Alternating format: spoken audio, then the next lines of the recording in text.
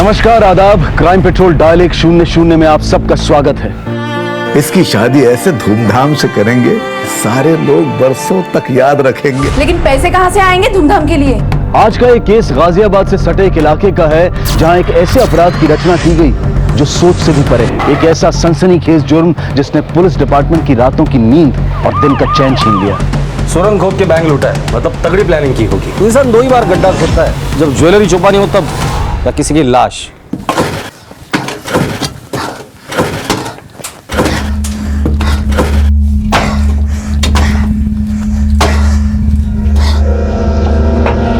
पकड़ो।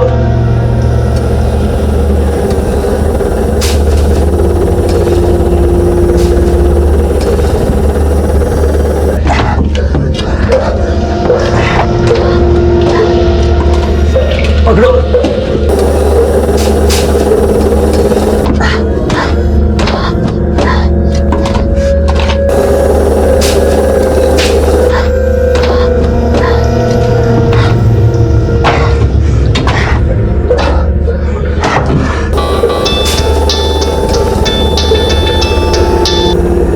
हाँ जी बाबूजी, 34 मीटर तक सुरंग खुद गई है बाबूजी। 30 मीटर रह गई है, जिसे खोदने में हफ्ता भर लग जाएगा। ठीक है बाबूजी।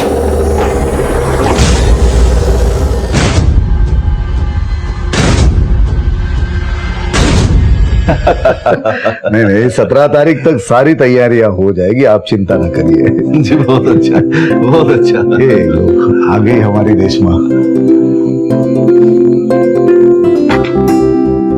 बैठो।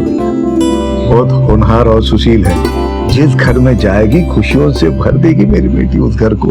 दरअसल इसकी जिद थी आगे पढ़ाई करने की, इस वजह से शादी में देर हो गई। जिद तो मेरी भी है रघुनाथ जी।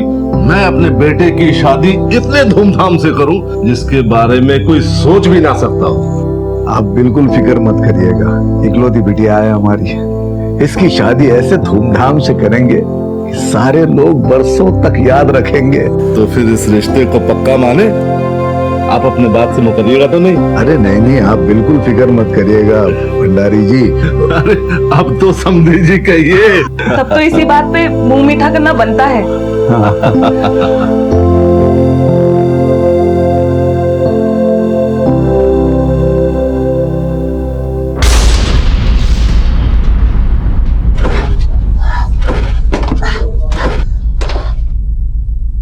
अरे भाई, क्या हुआ? ये मिट्टी सुरंग दस तो नहीं जाएगी? पगला गया क्या? पूरे 6 फुट गहरी सुरंग है, कुछ नहीं होगा। तू चल खोद जा जा, थोड़ा टेक लगाएंगे तो टिक जाएगी। चल खोद, हो गया काम, हो गया। चल। अरे मुझे टेंशन नहीं चाहिए, कोई भी काम चाहिए ढंग से, समझ गए ना? बातें कम और काम ज्यादा करो। आप बिल्कुल चिंता मत करिए, हाँ सब तैयारियां हो जाएगी। हाँ जी, आपको भी बधाई, बहुत बहुत बधाई जी। नमस्ते नमस्ते। रेशमा। हाँ पापा। अरे आओ बेटा, जल्दी आओ। हाँ। उमा, संगीता, अरे कहाँ गए सब लोग? अरे क्या हुआ जो इतना शोर मचा रहे हो? अरे कमलाकांत जी का फोन आया था, 20 तारीख का मुहूर्त निकाला है सगाई के लिए। चलो धूमधाम से सगाई की तैयारियां शुरू कर दो। लेकिन पैसे कहाँ से आएंगे धूमधाम के लिए? एक तो पैसों की इतनी तंगी, ऊपर से ये फालतू का खर्चा। अरे बंद करो ये सब चोंचले। ये चोंचले नहीं है, अरमान है हमारे। और तुम, अगर रेशमा तुम्हारी सगी बेटी होती तो क्या ये सब कहती? इस नालायक की शादी कर दी और अब मेरी बेटी की बारी आई तो बदल गई। तो क्या कहा तुमने? हम फालतू का खर्चा कर रहे हैं हमारी बेटी की शादी पर। तुम्हारी माँ को जो गहने लेके दिए, तुमको जो दुकान लेके दी, वो है हमारा फालतू का खर्चा। 17 तारीख तक 2 लाख रुपए का इंतजाम करना, वरना तुम्हारी माँ के गहने और तुम्हारी दुकान दोनों हमको मजबूरन बेचनी पड़ेंगी। मगर हमारी बेटी की शादी हम धूमधाम से करेंगे पक्का। देखो मैं फिर से एक बात बोलती हूँ, एक बार फिर से सोच लेना। सोच भी लिया है और समझ भी लिया है, अब सिर्फ करना बाकी है। कहां से लाएंगे 2 लाख रुपए?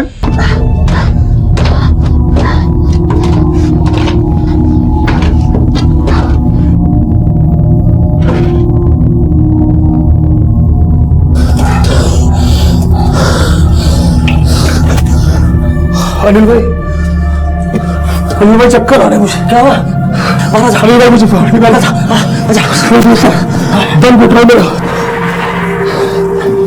बाहर निकालो, दम घुट रहा इसका।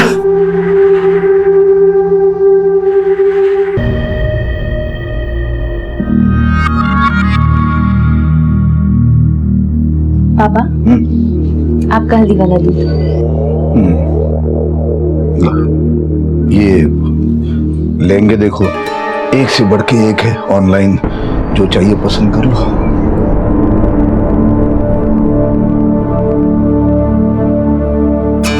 पापा एक बात कहूं, मुझे विप्लव की दुकान बिकवाकर शादी नहीं करनी। अच्छा बैठ।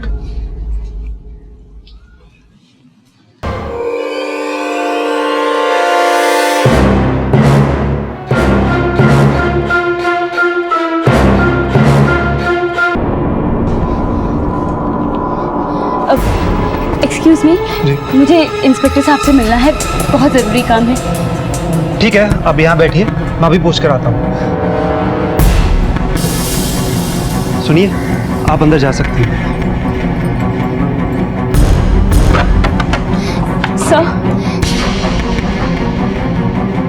सर, मेरे पापा न जाने कहाँ चले गए हैं। प्लीज प्लीज उन्हें ढूंढ निकालिए। आप बैठिए, बोलिए। सर, मेरे पापा रघुनाथ त्रिवेदी 17 अगस्त की शाम से लेकर अब तक गायब हैं। उनका नंबर भी स्विच ऑफ आ रहा है, पता नहीं कहाँ चले गए हैं। कुछ आइडिया है कोई घर से कहाँ गए हैं वो? नहीं सर, कुछ पता के नहीं गए। कल मेरी सगाई है, उसकी भागदौड़ में लगे हुए थे। और हाँ, शादी के लिए भी वो काफी लोगों को मिल रहे थे ताकि पैसे इकट्ठा कर सके। मैंने सबको पूछ लिया सर, किसी को कुछ नहीं पता। ये रघुनाथ जी काम क्या करते हैं? प्रिंसिपल की पोस्ट से 3 महीने पहले ही रिटायर हुए हैं। ये रोइए मत। लीजिए।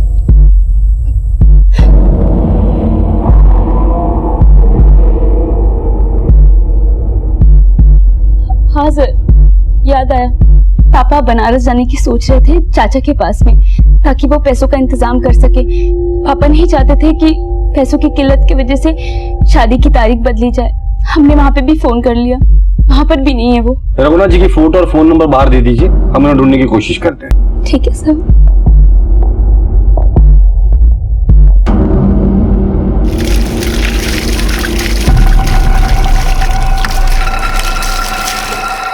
विप्लव, सब ठीक ठाक से हो गया ना?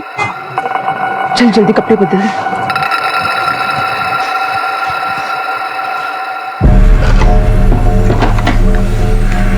मैंने आपसे कहा था ना, अभी फोन मत कीजिएगा।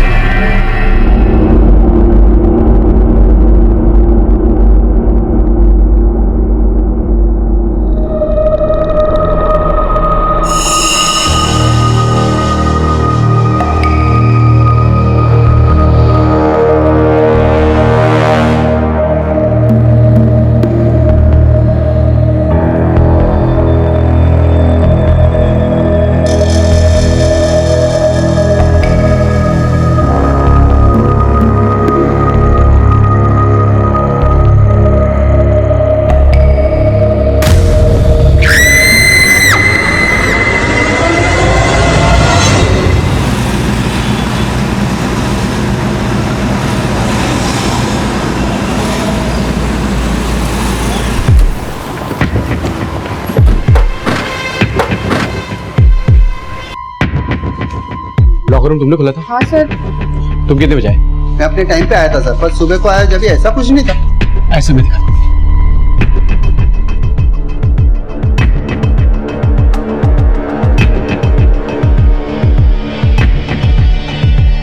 आइए सर, ये देखिए सब कुछ तोड़ दिया है।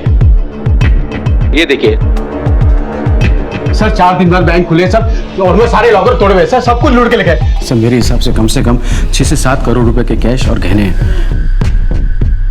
सुरंग खोद के बैंक लूटा है, मतलब तगड़ी प्लानिंग की होगी।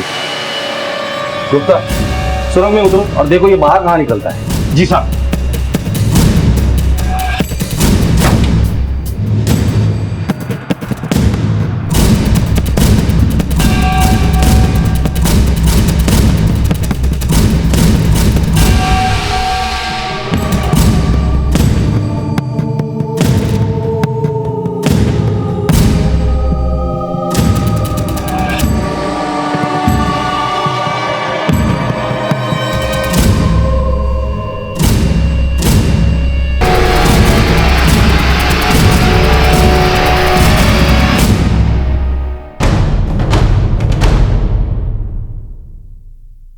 ये नक्शा है बैंक से यहां तक पहुंचने का। इतना बड़ा सुरंग खोदा है, मतलब बहुत दिन लगे होंगे। अनुजेरी 1 तारीख से सुरंग खोदने का काम शुरू किया हुआ, खिड़कियों पर प्लाई मारा है। इसका मतलब अंदर क्या चल रहा है ये किसी को दिखाई ना दे और आवाज बाहर नहीं जानी चाहिए। खाने पीने का सामान है, मतलब तैयारियां बहुत दिनों से की होगी। सांप बिल बनाकर खजाने की रक्षा करता है, पर इन सांपों ने बिल बनाकर खजाना लूटा है। गुप्ता, आसपास में जितने भी हार्डवेयर वाले हैं उनसे जाके पूछना कि खुदाई का सामान और प्लाईवुड हाल ही में किसने खरीदा था। Yes sir. सर लगता है पैसों की बंटवारे को लेकर आपस में झगड़ा हो गया होगा, तो इन्हीं के साथियों ने इन्हें मार दिया। या फिर ये भी हो सकता है कि काम निकल जाने के बाद सबूत मिटाने के लिए मार दिया हो। अनुज, जो लोग इतने प्लानिंग कर सकते हैं ना, वो लोग कुछ भी कर सकते हैं। बॉडीज को पोस्टमार्टम के लिए भेज दो और फॉरेंसिक टीम को बुलाकर घर को अच्छी तरह से चेक करो और आसपास के पुलिस स्टेशन में इन दोनों की फोटोग्राफ्स भेजकर ये पता करो कि इन दोनों का कोई क्रिमिनल रिकॉर्ड था या नहीं। और सबसे पहले ये घर किसके नाम पर था और यहाँ कौन रहता था ये पता करो। सर। मैनेजर साहब। हाँ सर। जिसने भी ये काम किया बड़े प्लानिंग के साथ किया है। मुझे आपके बैंक की सीसीटीवी फुटेज चाहिए और एम्प्लॉइज के डिटेल्स। मुझे शक है कि आपके एम्प्लॉय का इसमें हाथ हो सकता है, क्योंकि वही लोग हैं जो बैंक का चप्पा चप्पा जानते हैं। आपको किसी पे शक? नहीं सर, मुझे अपने एम्प्लॉय में से किसी पे शक नहीं। ठीक, चलिए। हाँ साहब, ये कभी कभार 4 बंदों का चाय लेने आता था, लेकिन बहुत कम बोलता था साहब। साहब हमें लगा घर पे रिनोवेशन का काम जोरों शोरों से चलता रहेगा। कौन है, क्या कर रहा है, इस पर कभी हमने गौर नहीं किया। जो लूटा गया है या गायब हुआ है उसके डिटेल्स मुझे दीजिए। जी सर, चाय वाले के हिसाब से मारा गया आदमी में से एक आदमी 4 कप चाय ले जाता था। मतलब वहाँ पे 4 लोग हो सकते हैं।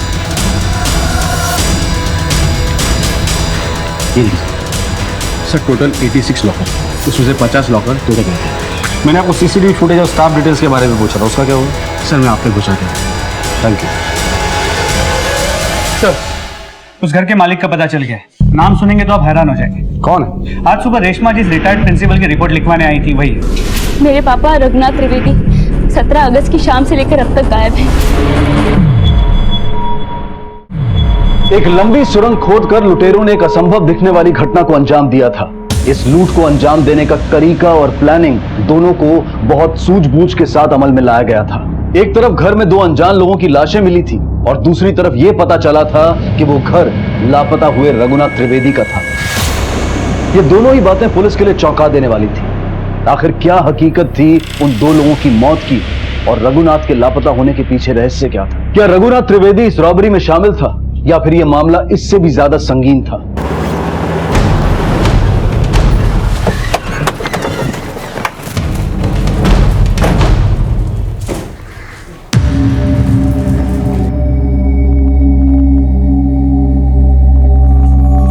अनुज, तुम आस पड़ोस में जाके फैमिली के बारे में पूछताछ करो। सर।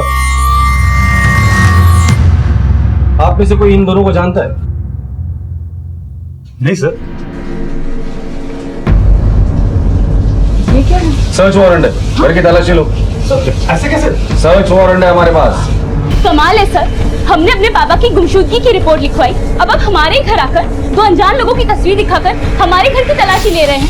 आपके प्रकाश रोड वाले घर से सुरंग खोदकर पास में जो स्वर्ण कलश बैंक है उसे लूटा गया है। काफी मात्रा में कैश और सोना चोरी हुआ है। इन दोनों की लाशें भी हमें वहीं पर मिली है और हैरानी की बात यह है कि आपके पापा रघुनाथ जी भी उसी दिन से लापता है। पर वो घर तो पिछले 7 महीने से बंद पड़ा हुआ है। इतनी खराब हालत है कि कोई किराएदार उसमें रहने को तैयार नहीं है। हो सकता है कि नया किराएदार मिल गया हो। पापा ने तो इस बार भी हमें कुछ भी नहीं बताया। सर, कुछ पेपर मिले हैं प्रॉपर्टी के। पेपर्स वेरिफिकेशन के बाद आप लोगों को मिल जाएंगे, लेकिन अभी भी पूछ रहा हूँ, अगर इस लूट और मर्डर के बारे में आप में से कोई कुछ भी जानता है तो बोल दीजिए। बाद में ये मत कहना कि मौका नहीं दिया था बोलने का।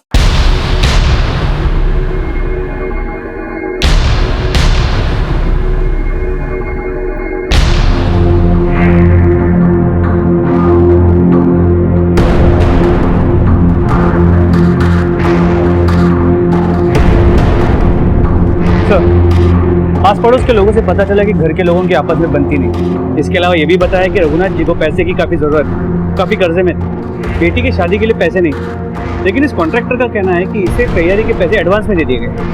क्या? जी सर। ये पैसे तुम्हें मिल गए थे इसके? हाँ सर, परसों रात को ही उन्होंने सारे पैसे एडवांस में ही क्लियर कर दिया था। आपने जितने पैसे बोले थे उतने हमने लाए। जी। हमारी बेटी की शादी में कोई कमी नहीं होनी चाहिए। ठीक।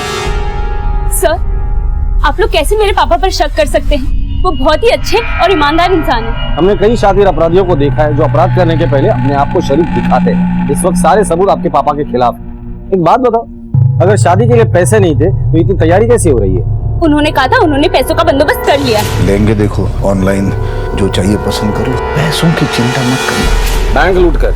अगर आपको मेरे पापा पर इतना ही शक है ना, तो दूर निकालिए उनको। क्या करना है और क्या नहीं करना है हम अच्छी तरह से जानते हैं। आपकी सलाह की जरूरत नहीं हमें।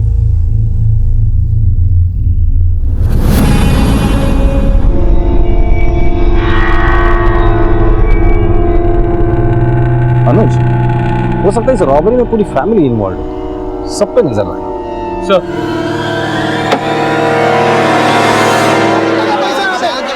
लोग अपने कीमती सामान की सुरक्षा के लिए बैंक्स में लॉकर लेते हैं और वहीं से इतनी बड़ी चोरी का खुलासा हुआ था। लोगों में अविश्वास और डर बढ़ने लगा था। लो जी, ठंडा ठंडा पानी।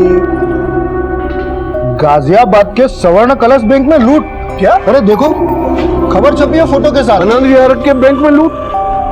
बेटी की शादी के लिए रिटायर प्रिंसिपल ने सुरंग खोदी।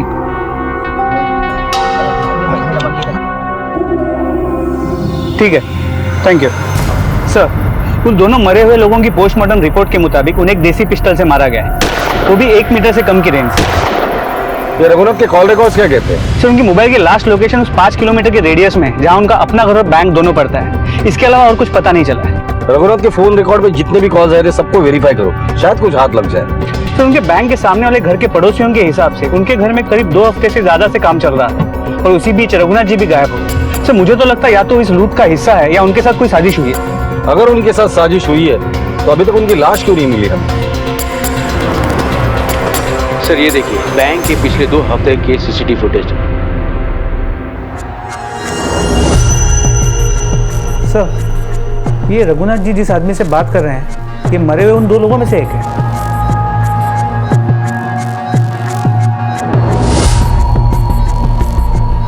रघुनाथ जी यहाँ क्या कर रहे हैं? सर, लोन के लिए 2 हफ्ते से बैंक के चक्कर लगा रहे थे। रघुनाथ जी, हम आपको लोन नहीं दे सकते। आपने पहले से ही लोन ले रखा है और आप तो अब रिटायर भी हो चुके हैं। लोन कहां से चुकाओगे आप बताओ यार। देखिए, हमारी बेटी की शादी, पैसों की जरूरत है हमें। रघुनाथ जी प्लीज आप यहाँ से जाइए। ठीक है। क्या रघुनाथ जी वाकई बैंक में लोन के लिए आए थे या लोन के बहाने बैंक का मुआयना करने आए थे लूट के लिए? क्योंकि साथ में वो आदमी भी था और ये महज इत्तेफाक नहीं हो सकता। पुलिस अब तक मारे गए लोगों की पहचान करने में कामयाब नहीं हो पाई थी। शातिर लुटेरों ने अपने पीछे सारे सबूतों को जड़ से खत्म कर दिया था। यह सिर्फ एक बड़ी बैंक रॉबरी नहीं थी, बल्कि 2 हत्याओं का भी मामला था और पुलिस को तलाश थी सिर्फ एक ऐसे सिरे की जो उन्हें लुटेरों तक पहुंचा सके।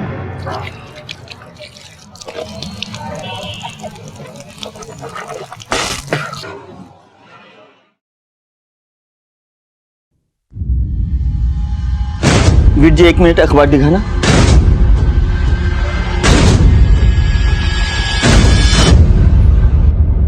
दोबारा करेगा इसे? हाँ, चल भाग। सर, ये है हरिया। ये बैंक डकैती में मारे गए दोनों लोगों की जनता। कौन थे वो दोनों? राजू 1 महीना पहले यहाँ आया था काम की तलाश में। वो बहुत अच्छा मजदूर था साहब। अगर गांव में कुछ काम नहीं था ना, तो पैसा कमाने के लिए शहर आया था। उसने गांव में कई जगह पर कैनल और गड्ढे खोदा है साहब। फिर एक दिन उसने मुझे साहिबाबाद में रहने वाले अनिल मिस्त्री के यहाँ बोला कि मेरा काम लग गया है। फिर उसके बाद उसका कोई पता नहीं चला साहब। फिर अखबार में मैंने उसका फोटो देखा साहब। अनिल मिस्त्री कहाँ रहता था पता है तुम्हें? हाँ साहब, पता है। इसको पहचानते हो? हाँ साहब, इसको तो मैं जानता हूँ। यही मिस्त्री हमारे यहाँ से प्लाईवुड और खोदने का सामान लेकर गया था। और इसके साथ कौन था? और इसके साथ कौन था साहब, मुझे पता नहीं। सर, उस दुकान का पता चल गया है जहाँ से बैंक में चोरी के लिए प्लाईवुड और खुदाई का सामान खरीदा गया। अनिल मिस्त्री ने पूरी डीलिंग अकेले ही की। सर, एक बात और, विप्लव ने पिछले हफ्ते अपने घर के पास के हार्डवेयर शॉप से खुदाई का सामान खरीदा था, जैसे फावड़ा और गेट। तुम हरिया के साथ अनिल मिस्त्री के घर पे जाओ, विप्लव की खबर मैं लेता हूँ। सर,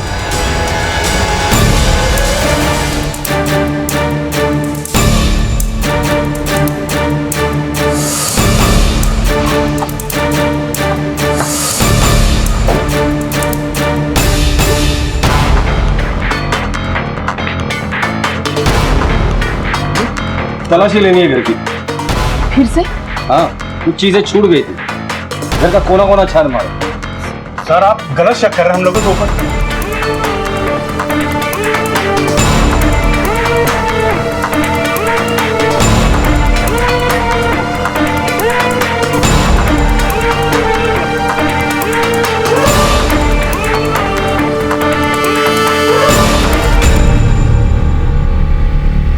सर मैं आपसे कह रहा हूं मेरे घर में कुछ भी नहीं मिले। अब 2 बार क्या आप 10 बार तलाशी ले लें। ये खुदाई का सामान मिला।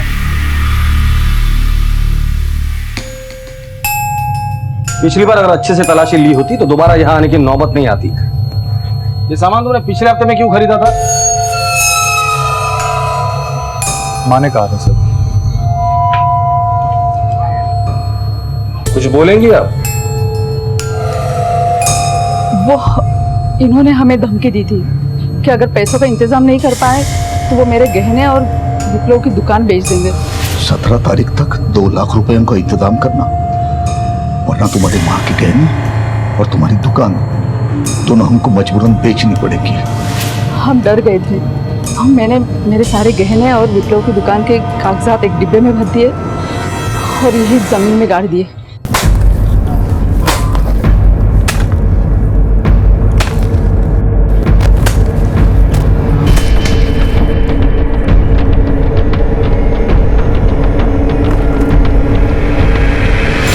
बोलो इसे।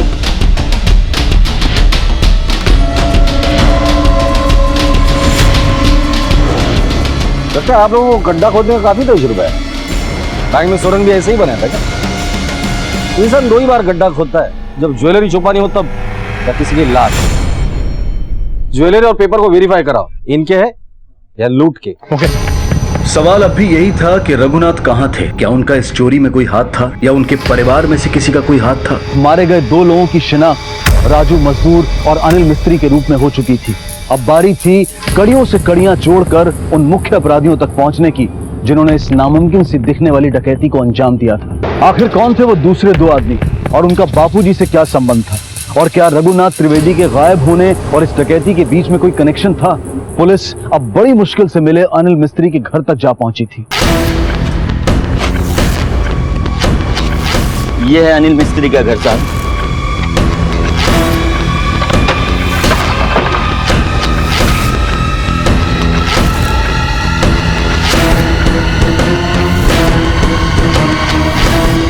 सर नोट मिले हैं। ये तो सभी नए नोट, वो भी एक ही सीरीज के, मतलब किसी को एक साथ दिए गए हों। इन नोटों की सीरीज के नंबर को रिजर्व बैंक भेजो, पता करो कि कौन से बैंक को अलर्ट हुए। सर बैंक के सारे एम्प्लॉय की डिटेल्स को वेरीफाई किए, लेकिन कुछ हाथ नहीं लगा। और रघुनाथ जी के घर से जो डॉक्यूमेंट्स मिले थे उससे भी कुछ खास पता नहीं चला। ठीक, कॉल रिकॉर्ड्स का क्या हुआ?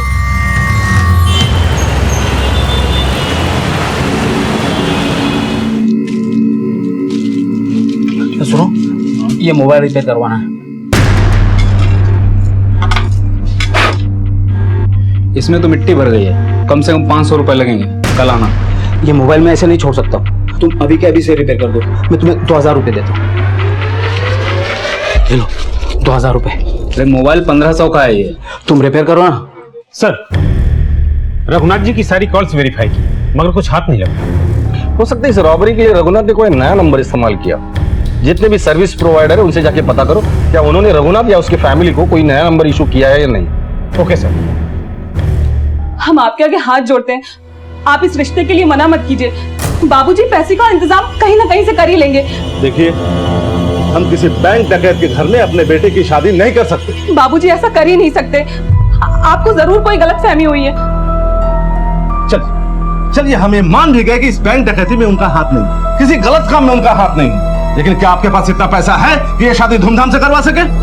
और वैसे एक बात बताइए, ये रघुनाथ जी है कहाँ? अगर वो बेगुनाह है तो सबके सामने क्यों नहीं आते, चुप करके बैठे हैं? आप मेरे पापा पे इल्जाम लगा रहे हैं? रुक जाइए भाभी, अरे आप खुद क्या है? आप किसी लुटेरे से कम है? ये अच्छे कपड़े पहनकर कल्चर की आड़ में लड़की वालों को लूटते हैं आप। बड़ा बदतमीज लड़की है तुम, तुम्हें तमीज नहीं कि सत्य से बात करना चाहिए। बदतमीज मैं नहीं, आप हैं। मनमानी शर्तें रखकर आप लड़की वालों को तोड़ के रख देते हैं। आप निकल जाइए इस घर से। मैं तो जाऊंगा, लेकिन कौन करेगा ऐसे डकैतों के घर में शादी? मेरा बेटा कुंवारा रहेगा, लेकिन ऐसे घर में शादी नहीं हो सकती उसके। हमें भी नहीं करनी, निकल जाइए इस घर से। इतना सब कुछ बोल के चले गए और आप सब चुप हैं। अरे आना।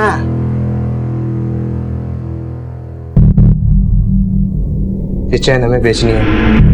बिल है इसका आपके पास? नहीं। ये चेन तुम्हारी है? हमें नहीं बेचनी है चैन। चलो। अरे रुको, सुनो तो।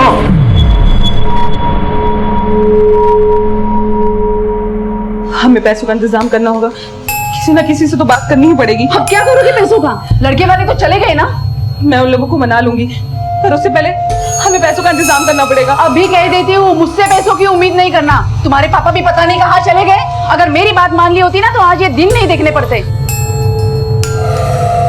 हमारी तरफ क्या देख रही? हमसे तो कोई उम्मीद रखना मत, बता रहे हैं। ये मत भूलिए कि आपकी जो दुकान है वो पिताजी के पैसों की बदौलत ही है। हाँ तो कोई एहसान नहीं किया उन्होंने, अपना फर्ज निभाया है बस। दूसरों का फर्ज याद है, और जब अपने फर्ज की बारी आई तो कुछ नहीं। देख, सुबह सुबह ना मेरा दिमाग तो खराब मत कर। ये तो सब फर्ज वर्ज अभी याद दिला देंगे तुमको।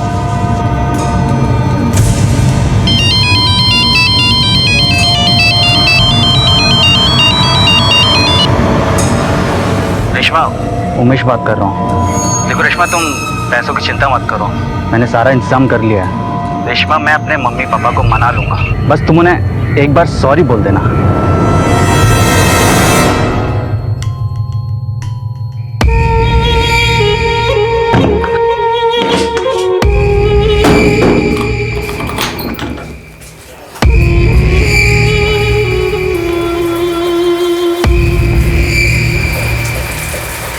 हेलो, अब निकलने का वक्त आ गया है, तैयारी शुरू करो। जहां एक तरफ रेशमा को विप्लव और उमा के तानों का सामना करना पड़ रहा था, वहीं दूसरी तरफ संगीता उसका भला सोच रही थी और रघुनाथ त्रिवेदी का अब तक कुछ पता नहीं लग पाया था। पुलिस के शक के दायरे में सिर्फ रघुनाथ का परिवार नहीं था, बल्कि वो राजू और अनिल मिस्त्री से जुड़ी हर कड़ी को जोड़कर देख रही थी। और अचानक रेशमा ने एक ऐसा कदम उठाया जिसने सबको हैरत में डाल दिया।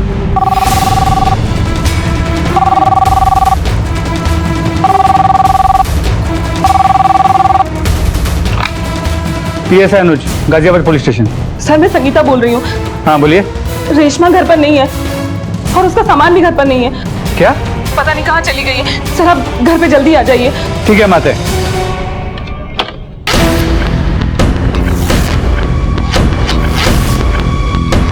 मैंने मना किया था ना तुझे पुलिस में फोन करने के लिए, फिर भी तुमने कॉल किया। माँ, लेकिन रेशमा घर पे कहीं भी नहीं थी, मुझे फोन करना पड़ा। अरे रेशमा, रेशमा जब चाहो तब तुम उसका ही नाम लेती हो। मरने दो उसे जहाँ चली गई है वो। माँ, अब क्यों अपनी मत चल। सर, मैंने आपको फोन किया था, रेशमा घर पर कहीं भी नहीं है और उसका सामान भी गायब है। सामान लेकर गई, इसका मतलब प्लानिंग के साथ उसने घर छोड़ा।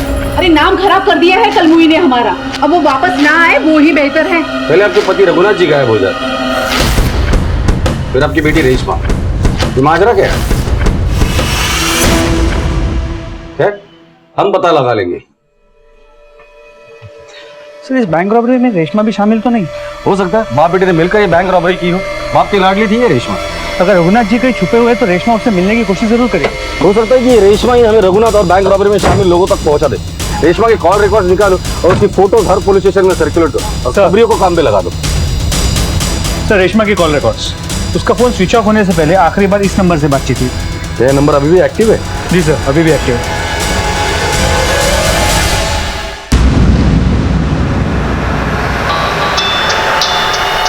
हेलो साहब, रेशमा 40 से 50 साल के आदमी के साथ इंदिरापुरम के अभिनंदन लॉज में ठहरी हुई है। ठीक है, तुम उन पे नजर रखो। सर, खबरी का फोन आया, रेशमा को एक 40-50 साल के आदमी के साथ इंदिरापुरम के अभिनंदन लॉज में देखा गया। हो सकता है वो रघुनाथ के साथ हो। खबरी को बोल देना उस पर नजर रखे और उठाकर लेकर आना उसे। सर।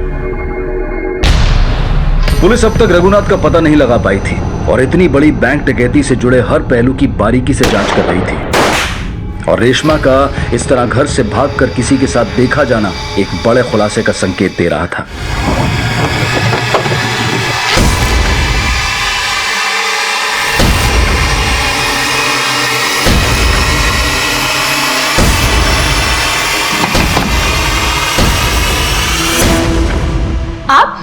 हटिए, रूम की तलाशी लो। अरे आप यहाँ क्या कर रहे हैं और ये सब क्या हो रहा है? ये कौन है?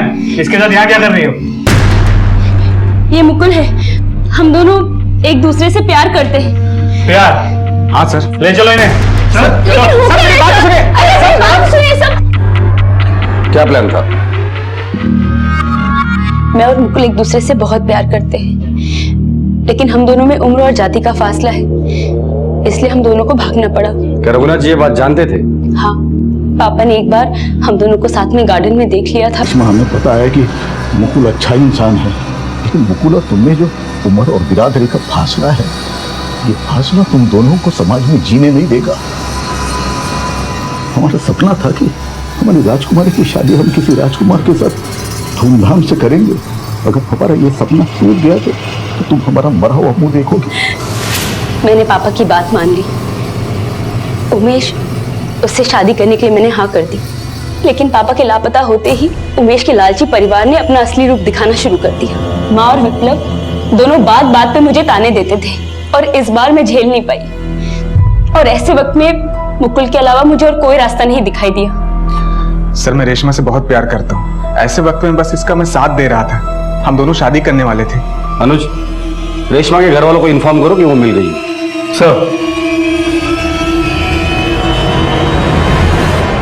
सर, लगता नहीं इस बैंक रॉबरी में रघुनाथ जी के साथ उनका कोई फैमिली मेंबर शामिल था। अगर कोई भी शामिल नहीं था तो फिर रघुनाथ गायब क्यों हो गया? सर, वो 1000 के नोटों की सीरीज जो मैं अनिल मिस्त्री के घर से मिली थी, वो मयूर विहार के पीसीबी बैंक के एटीएम को अलॉट हुई थी। गुड। अनुज, उस एटीएम में जब कैश डिपॉजिट हुआ था उस दिन से लेके एक हफ्ते तक की सारी सीसीटीवी फुटेज होगा। सर,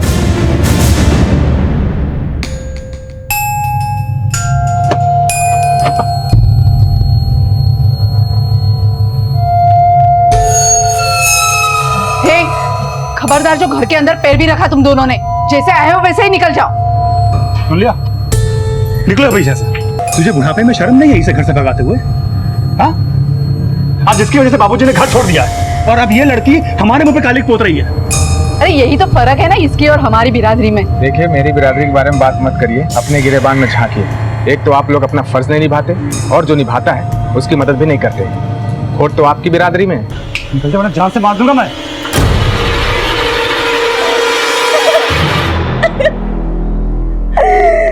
हमारे पापा कहाँ चले गए? दुनिया बदल रही है। हर आदमी चोरी चकारी, लूटपाट, डकैती से पैसा कमाना चाहता है। पापा, दुनिया बदल रही है। हर कोई आसानी से पैसे कमाना चाहता है। बेटा, बात चाहे रिश्तों की हो या पैसों की, सच कभी नहीं बदलता और हमें हमेशा सच्चाई का साथ देना चाहिए, सच्चाई के साथ रहना चाहिए, चाहे कोई भी परिस्थिति आ जाए, लेकिन हमारे मन को कभी भटकने नहीं देना चाहिए।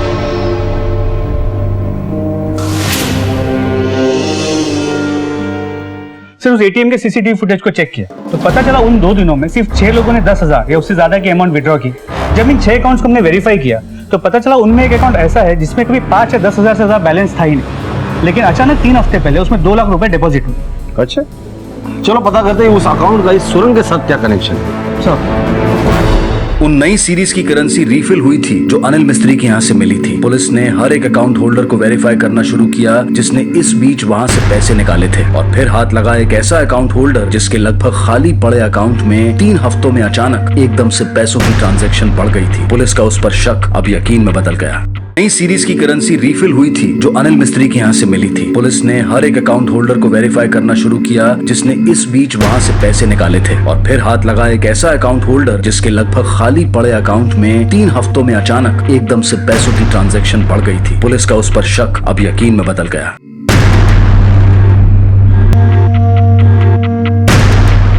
लो जी, ये दिलबाग के ढाबे की। सुनिए, एक मिनट। बाबूजी नहीं आए क्या अभी तक? बाबूजी नहीं, तुम्हारे बाप आ गए। तो आप लोग हैं कौन? पुलिस।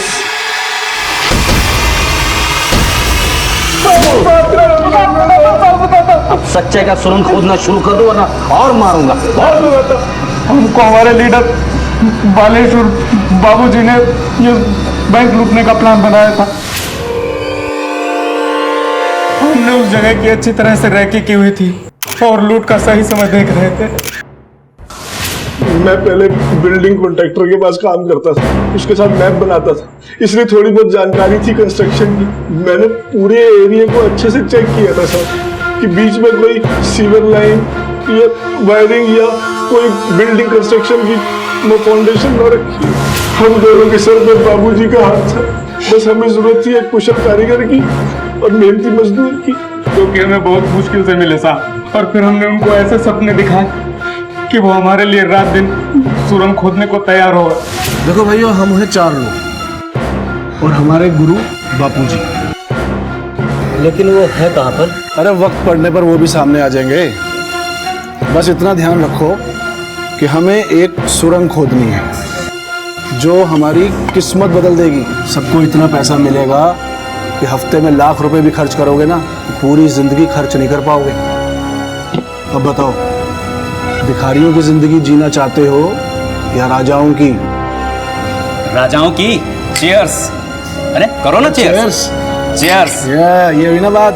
अरे मोहित भाई, इन दोनों का मुंह तो मीठा करवा दो।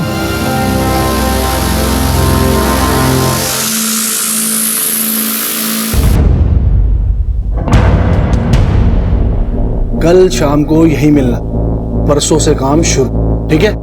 वक्त पे आ जाना। हमें 2 ऐसे लोगों की जरूरत थी जो हमारे करीबी भी ना हो और उन्हें पैसों की सख्त जरूरत हो। हमने उनसे ही सारा काम करवाया और अनिल मिस्त्री को हमने बैंक भेजा ताकि वो बैंक की रेकी कर सके। जहाँ उसे रघुनाथ जी मिले, हार्डवेयर की दुकान से सामान भी उन्हीं से खरीदवाया और चाय भी उन्हीं से मंगवाई। तो फिर उन दोनों को मारा क्यों? क्योंकि उनके मरने से सारे सबूत मिट जाते और हमारा हिस्सा भी कम नहीं होता। तो बाबूजी कॉर्नर मिलेगा कहाँ? बाबूजी, तुम्हें एक हाथ से नमस्ते करूं या दोनों हाथों से?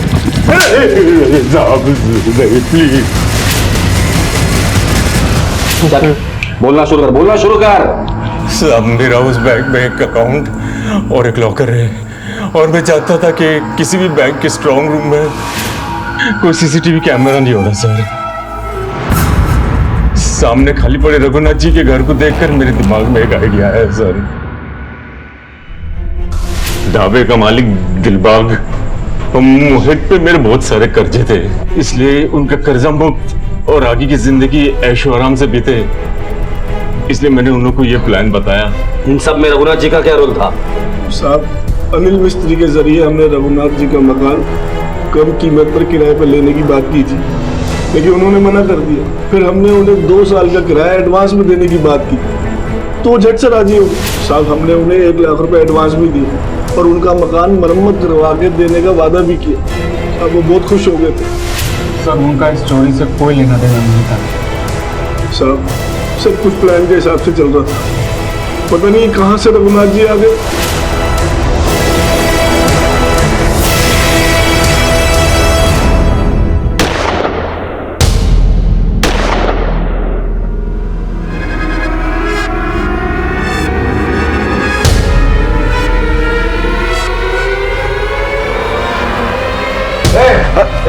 ये सब क्या है? इसीलिए तुम्हें घर किराए पे लिया था ना, ताकि पुलिस को बैंक की डकैती और उनकी गुमशुदगी पर शक रहे और हम बच जाए।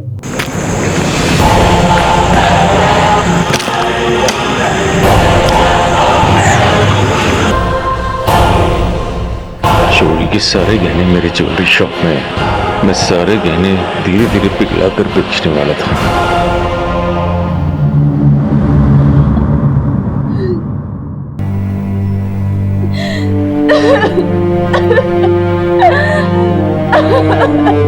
पुलिस ने इस नामुमकिन सी दिखने वाली बैंक रॉबरी में इन्वॉल्व शातिर अपराधियों को ढूंढ निकाला था।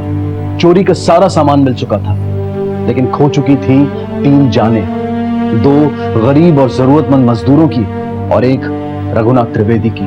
रघुनाथ को पैसों की सख्त जरूरत थी। उनके घर से इस लूट ने उन्हें इसका हिस्सा ना होते हुए भी इस रॉबरी का एक अहम हिस्सा बना दिया। जहां एक तरफ पूरा जमाना सबूतों के बल पर उन्हें शक की नजर से देख रहा था, वहीं रेशमा का विश्वास उन पर टिका रहा। रघुनाथ त्रिवेदी एक अच्छे इंसान थे जिन्होंने अपनी बेटी की शादी के सपने अपनी आंखों में सजो रखे थे, लेकिन पैसे का इंतजाम करने की होड़ में वो इतना खो गए कि उन्होंने बिना सोचे समझे, बिना किसी जांच पड़ताल के अपना घर किराए पर दे दिया। उनकी इस भूल ने न सिर्फ उनकी जान ली बल्कि लोगों को उनकी ईमानदारी पर शक करने का मौका भी दे दिया और एक बेटी हमेशा के लिए दूर हो गई अपने पिता के साए से। देखते हैं हमारे आज के एपिसोड की दूसरी कहानी। जूने पुराने कपड़े के बदले बर्तन ले लो, कलछी ले लो, कढ़ाई ले लो, बर्तन ले लो। बर्तन वाली इधर आ। आई ना मेम साहब। और क्या क्या है तेरे पास? बहुत कुछ है मेम साहब, आप देख लो आपको क्या क्या चाहिए। दिखा। देखो मेम साहब क्या चाहिए आपको। ये इतना लंबा घूंघट क्यों निकाला हुआ है? तो क्या है ना मेम साहब, हमारे उधर जब भी घर से बाहर निकलते हैं तो घूंघट करके ही निकलते हैं। देखो ना मेम साहब, बहुत बढ़िया कुकर है, कुछ ही कपड़ों में दे दूंगी।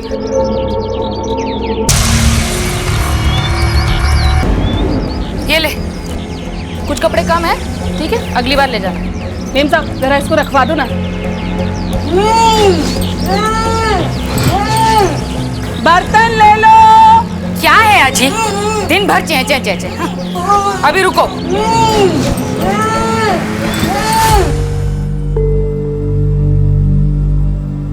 दीदी ये लो। अरे राजू कहाँ रह गया था? भूल गया था आजी को घुमाने लेके जाना है। अरे नहीं भूले नहीं थे। अरे दादी चलो, अरे पता है थोड़ी देरी हो गई आज।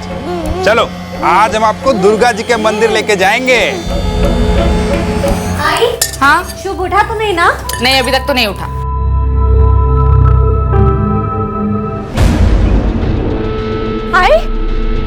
आई शुभ, आई शुभ कुठे गेला?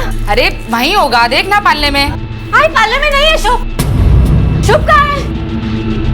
राजू राजू आया था ना, वो राजू तो नहीं लेकर गया ना उसे? राजू तो अभी आजी को लेकर गया घुमाने के लिए। तू रुक एक मिनट। शुभ शुभ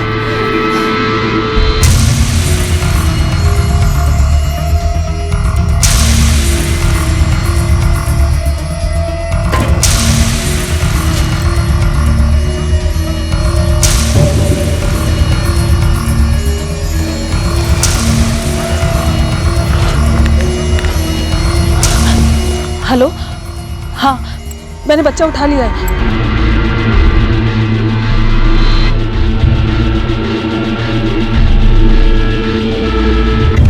अरे भंवर, 2 प्लाई टेम्पो खड़ा है, पांडे जी का डाल दे उसमें।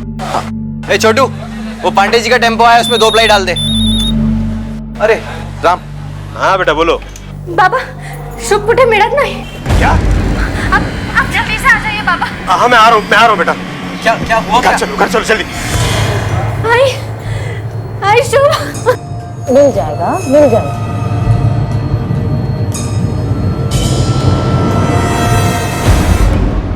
नमस्कार, आदाब। क्राइम पेट्रोल डायल 100 में आप सबका स्वागत है।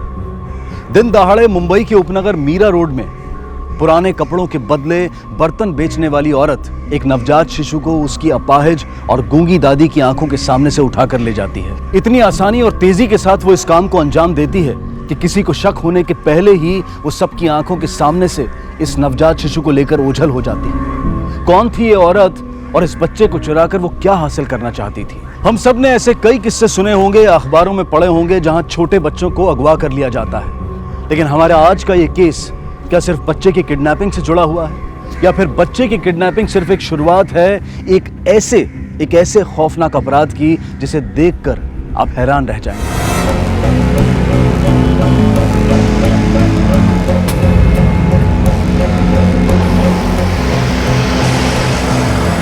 गणेश, मेरा ये सामान शीला मैडम क्या पहुंचा देगा? मैं बाद में जाके ले लूंगी। अरे रोज रोज सामान ही भिजवाती रहेगी, अभी तू भी तो चल मेरे साथ। चलूंगी ना, अभी नहीं। क्या बात है, तू घबराई हुई क्यों है? नहीं तो ठीक तो है। हाँ सब ठीक है। और तू अपना ध्यान मेरे पर से हटा और काम पर लगा और जरा ये सामान उतरवा ना। ला दे।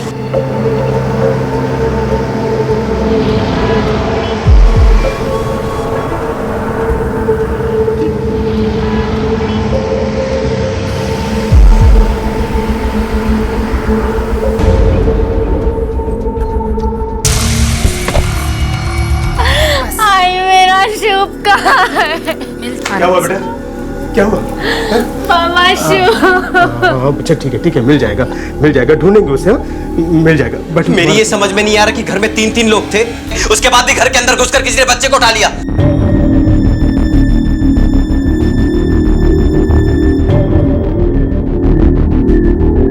भांग पिए थे क्या सब लोग? पर साहब हम तो घर पर ही नहीं थे। घर पे कोई आया था क्या? पड़ोसी या कोई और? नहीं, लेकिन हाँ, एक बर्तन वाली आई थी। मैं उसे पुराने कपड़े देने के लिए अंदर गई, तब था शुभ पालने में, लेकिन जब बाहर आई तो मैंने ध्यान नहीं दिया। ऐसी राह चलती किसी भी औरत के सामने बच्चे को अकेला कैसे छोड़ सकती है? अगर वही बच्चों को उठाकर लेके गई है तो ऐसे लोगों को ढूंढना बहुत मुश्किल है।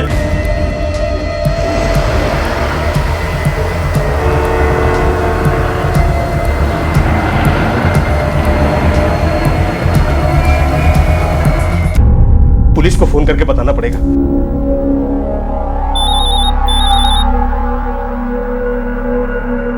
हेलो,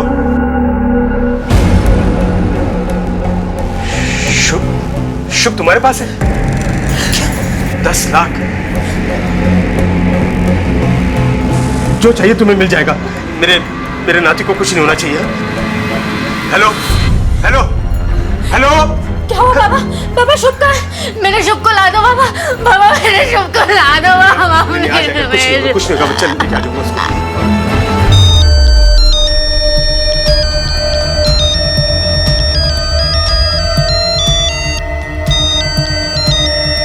हाँ सेठ, अरे वो थोड़ा सामान ले जाना है विराट तक। किधर है तू? इधर एरिया में हूँ साहब, बस अभी 5 मिनट में पहुँच जाऊँगा। हाँ सर, 10 लाख रुपए मांगे उन्होंने और मेरे पति पैसे देने के लिए तैयार भी हो गए हैं। पुलिस को फोन लगाया आपने? मना किया था ना उन्होंने, फिर क्यों किया आपने फोन? ये क्या किया तुमने? आपको क्या लगता है पैसे बचाने के लिए किया मैंने ये सब? जी नहीं, ये सब मैंने शुभ के लिए किया है। अगर पैसे लेकर भी उन्होंने शुभ को नहीं लौटाया तो? अगर मेरे बेटे को कुछ हुआ ना तो मैं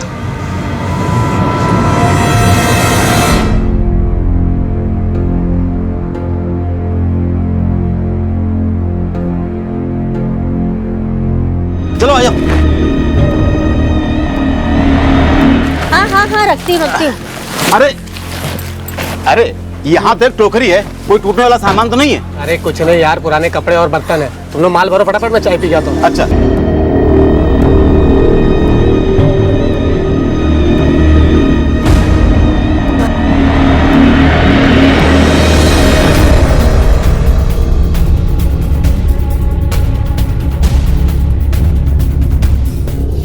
शाम बाल दे।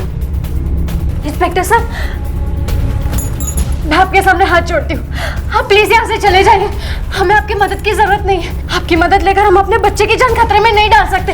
साहब आप यहाँ से चले जाइए प्लीज। देखिए, हम पे भरोसा रखिए।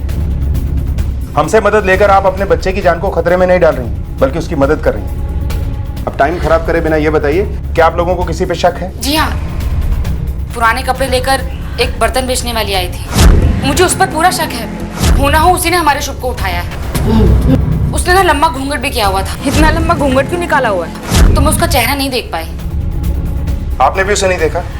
नहीं, मैं तो नहाने गई थी, आजी और आई बाहर थे। मेरी आई, हो सकता है शायद इन्होंने उस औरत को बच्चे को ले आते हुए देखा, लेकिन ये चल फिर नहीं सकती है, बोल भी नहीं सकती। शायद ही आपको कुछ बता। आपने उस औरत को देखा था जो बच्चा उठा के ले गई?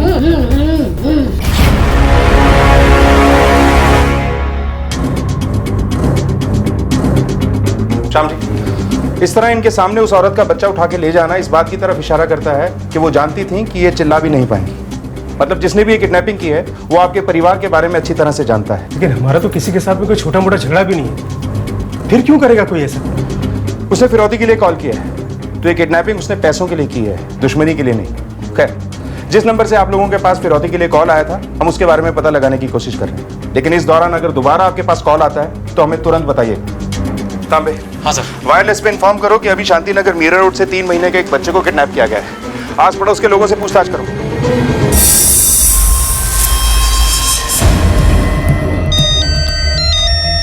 हाँ मंजू। गणेश, तू सामान लेके पहुंच गया ना? अरे मेरे को एक अर्जेंट भाड़ा आ गया था, इसलिए मैं विरार जा रहा हूँ। क्या तू अभी तक सामान लेके मेम साहब क्या नहीं पहुंचा? तो तेरे को कितना टाइम लगेगा? 1-1.5 घंटे में आ जाऊंगा। क्या 1-1.5 घंटा? चल मैं बाद में बात करता हूँ, बहुत काम है मेरे को। बाय। गणेश गणेश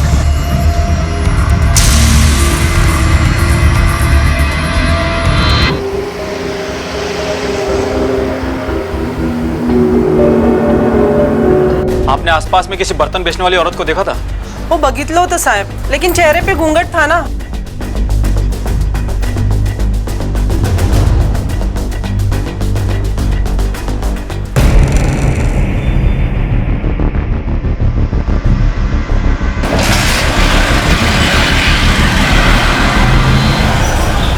तुम्हारा शाम सेठ और भंवर कहाँ थे आज सुबह? यही पर थे साहब, काम कर रहे थे।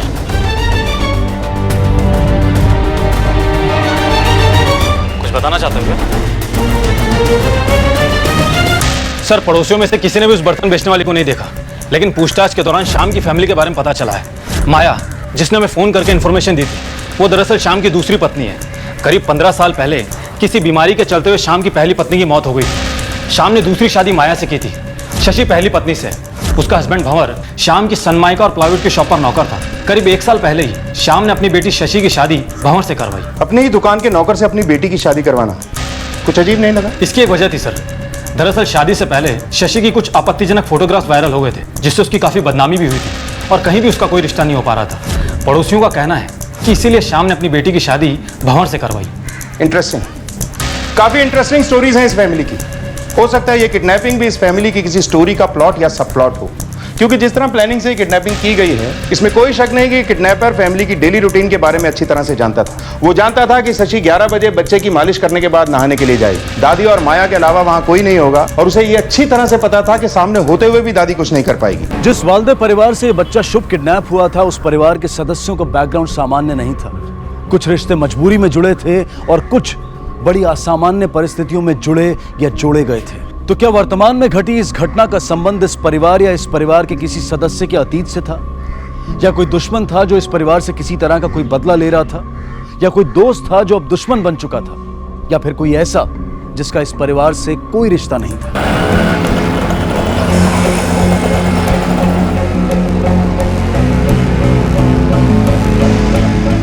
हेलो, हाँ गणेश, तू उधर ही रुक, मैं अपना सामान लेने आ रही हूँ। कि तुझे किधर जाना है उधर जा।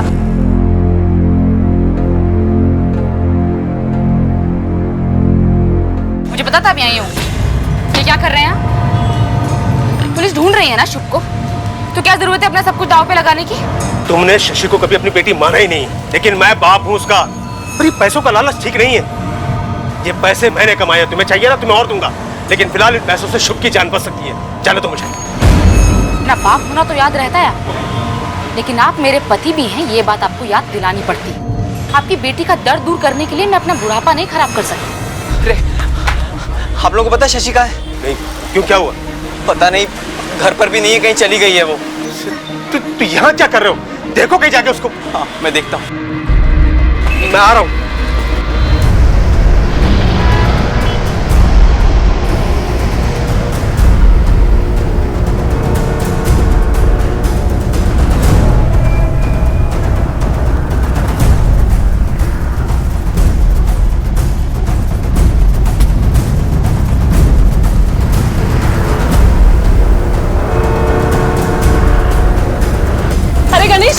वो मेरी टोकरी किधर है? इधर, ये रही ना तेरी टोकरी।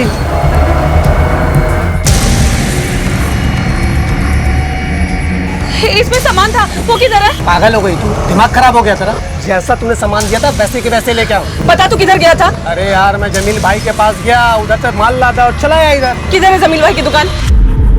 देखो सेठ, जितना हो सक रहा है उतना हम कर रहे हैं, हम 2 ही लोग हैं। अरे सुनो, तुम दोनों गणेश को जानते हो क्या? हाँ, क्यों? वो अभी आधा घंटा पहले टेम्पू लेकर आया था ना इधर सामान उठाने के लिए। उसमें एक टोकरी थी, टोकरी में कुछ सामान था। तुम दोनों ने देखा क्या? नहीं, मैंने सामान रखा और वो चला गया। पक्का तुम लोगों ने कुछ नहीं देखा? नहीं, कुछ नहीं देखा हमने।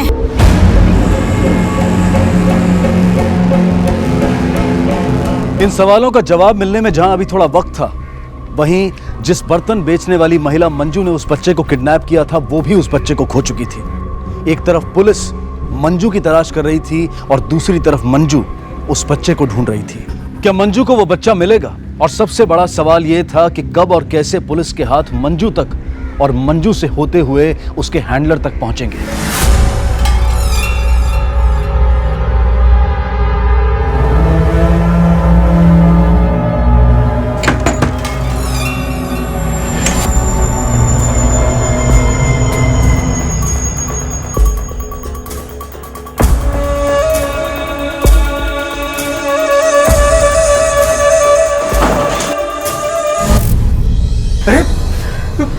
कहाँ चली गई थी बेटा? हम लोगों की तो जान निकल गई यहाँ पे। क्या हुआ? अपने बच्चे को ढूंढने गई थी बाबा। सिर्फ मेरा ही दूध पीता है, भूखा होगा वो नहीं मिला। घबरा मत, मैं ढूंढ के लाऊंगा उसे। हाँ? चल अंदर चल।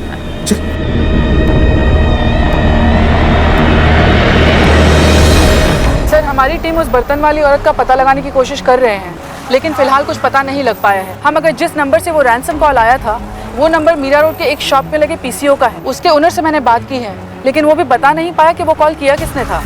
एरिया में कोई सीसीटीवी कैमरा है? सर, चेक किया था मगर नहीं है। अब हमें उस औरत को तलाश करना होगा। यह किडनैपर दोबारा रैंसम के लिए कॉल करे, जो कि अब तक उसे करना चाहिए। यहाँ से राइट लो। हाँ शर्मा जी, नहीं आपका माल निकल गया, आधे घंटे में पहुंच जाए। आवाज जी बिल्कुल। तुमसे एक बात पूछनी, तुम्ही ने गायब किया है ना शुभ को? दिमाग तो खराब नहीं हो गया आपका? मैं अपने ही बच्चे को क्यों गायब करूंगा? क्या मिलेगा मुझे?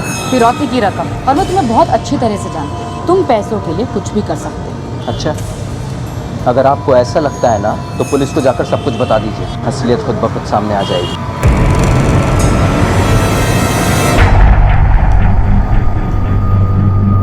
साहब से मिलना था। मैडम, आपने बुलाया था? हाँ, ध्यान से देखो इन औरतों को और बताओ, कहीं इनमें से तो वो औरत नहीं थी? करो।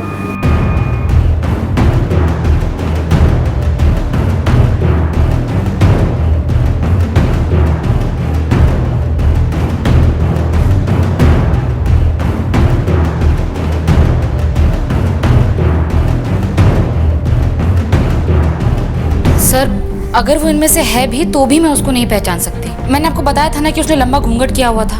ठीक है, अब जा सकते हैं। तामे, जाने दो इन्हें। यस सर, आप लोग भी जाइए।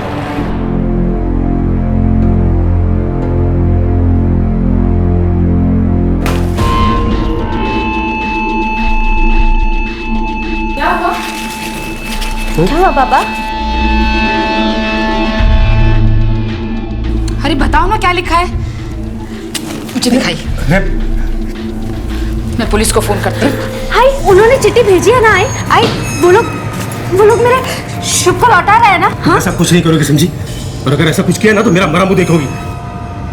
तो मैंने अपनी बच्ची से वादा किया कि उसके बच्ची को वापस लेकर आऊंगा। मैं लेने जा रहा हूँ उसे। 10 लाख रुपए देना है ना, दे के आऊंगा उसे। क्या हुआ? कुछ नहीं, ये बच्चे को लेने जा रहा हूँ। अब मैं भी चलता हूँ। नहीं, उन्होंने मुझे अकेले बुलाया। मैं संभाल लूंगा उसे। लेकिन कुछ अजीब नहीं लगता तांबे? इतना वक्त गुजर चुका है लेकिन शाम या उसके परिवार में से किसी को भी रैंसम के लिए दोबारा कॉल नहीं आया, जबकि अब तक आ जाना चाहिए था। अजीब बात तो है सर। कुछ गड़बड़ जरूर है। कैसी गड़बड़ सर?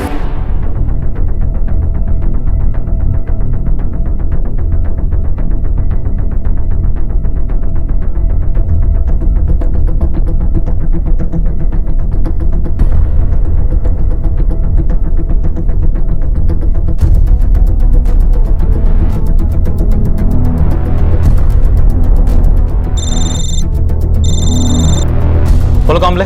हाँ सर, शाम अभी निकला है और उसके पीछे भंवर भी निकला है। ठीक है, तुम पीछा करो उसका। हेलो। हाँ, नहीं मिल रहा तो मैं क्या करूं? इसने जानबूझ के तो नहीं किया ना, लेकिन मुझे शक है कि उस भंगार की दुकान में जो औरत है ना, बच्चा उसी के पास होगा। हाँ ठीक है। मंजू को अब तक बच्चा नहीं मिला था, लेकिन बच्चे के परिवार को बच्चे को लौटाने के बदले फिरौती की मांग की जा चुकी थी। तो फिर कौन था ये जिसने ये फिरौती की मांग की थी? या ये मंजू का ही कोई साथी था जिसने पहले बच्चे को मंजू से छीन लिया था और अब मंजू के साथ डबल क्रॉस करके फिरौती की रकम को अकेले ही हजम कर जाना चाहता था? सर, शाम का पीछा करते करते मैं यहाँ तक पहुँचा था। न जाने शाम यहाँ से कहाँ गायब हो गया। और भंवर? सर, शाम ने भंवर को पिछले नाके से ही वापस भेज दिया। शाम दोनों तरफ आबादी बहुत ज्यादा है, हो सकता है इस तरफ सुनसान रास्ते पे गया हो। चलो। Yes sir.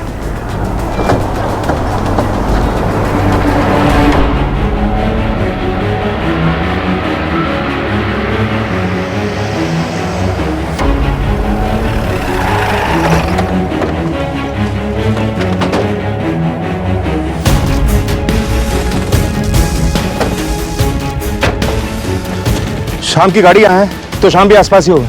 चलो देखते हैं इधर। सर, जो बैग ये घर से लेकर निकला था वो तो यहाँ पर है ही नहीं। हो सकता है लोग उसे मारकर पैसे लेकर चले गए। मतलब किडनैपर जानता था कि हम इनके घर के फोन टैप कर रहे हैं, इसीलिए उसने चिट्ठी लिखकर इन्हें यहाँ बुलाया। लेकिन ये तो किडनैपर को पैसे देने के लिए आए थे, फिर किडनैपर को इन्हें मारने की जरूरत क्यों पड़ी होगी? सर, हो सकता है शाम किडनैपर को जानता था, इसीलिए उसने अपनी पहचान छिपाए रखने के लिए शाम का मर्डर कर दिया और पैसे लेकर चला गया। हो सकता है। बाबा, बाबा, मुझे मेरे मामा के पास जाना है। मुझे मेरे मामा के पास ले चलो। बाबा, मुझे मेरे मामा के पास जाना। पैसे भी ले गए और उन्हें भी मार दिया। मुझे माननी नहीं चाहिए थी उनकी बात, पीछे जाना चाहिए था उनके।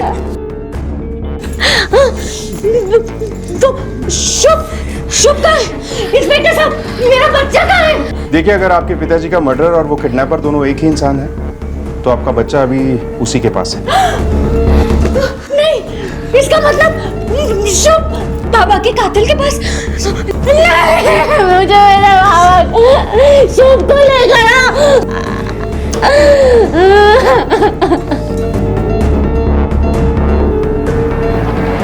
एक नवजात शिशु के अपहरण से शुरू हुआ यह केस अब उसके नाना श्याम वाल्दे के खून में तब्दील हो चुका था। क्या इन दोनों घटनाओं के बीच में कोई कनेक्शन था, या फिर ये दोनों अपराध दो अलग अलग लोगों द्वारा या फिर दो अलग अलग गिरोह द्वारा किए गए थे? एक के बाद एक हुई इन दो घटनाओं ने पुलिस और पूरे परिवार को झकझोर कर रख दिया था। ना तो अब तक बच्चे का कुछ पता चला था और ना ही श्याम का। सवाल थे कि खत्म होने का नाम नहीं ले रहे थे और जवाबों का दूर दूर तक पता नहीं था। पहले ये केस सिर्फ किडनैपिंग का था, अब मर्डर का भी है। एक ही फैमिली में बारी बारी से दो क्राइम, ये महज एक इत्तेफाक नहीं हो सकता। सर, हो सकता है कि बच्चे किडनैपिंग सिर्फ एक दिखावा हो, मुजरिम का मकसद सिर्फ श्याम को मारने का हो। तांबे, अगर ऐसा होता तो ऐसा करने के कई और रास्ते भी थे। मतलब शाम को बहाने से कहीं बुलाया भी जा सकता था। खास बात है मोटिव। बच्चे की किडनैपिंग में मोटिव है पैसा, शाम के मर्डर में मोटिव क्या हो सकता है? ऐसा कौन है जिसे शाम की मौत से फायदा पहुंचता? सर, इस घर में सबसे ज्यादा फायदा भंवर को मिलने वाला था। इकलौता जवाई है। शाम का जो कुछ भी था वो सब कुछ भंवर को ही मिलता। न जाने मुझे ऐसा क्यों लगता है कि इन दोनों ही मामलों का ट्रिगर कहीं और है जिसे हम ढूंढ नहीं पा रहे। कोई कहानी है जो इन दोनों ही कहानियों को आपस में जोड़ती है। अभी अभी जो हमने घर में देखा, माया को अपने पति से ज्यादा पैसे की फिक्र थी और शशि को अपनी बच्ची की। और एक और खास बात जो मैंने नोटिस की, माया अपनी बेटी और दामाद को करीब देखकर कुछ परेशान सी लगी। हाँ सर, ये बात तो मैंने भी नोटिस की थी। इस पूरी फैमिली की कंप्लीट कुंडली निकालो, तभी पता चलेगा कि इसमें रहने वालों के सितारे गर्दिश में क्यों हैं।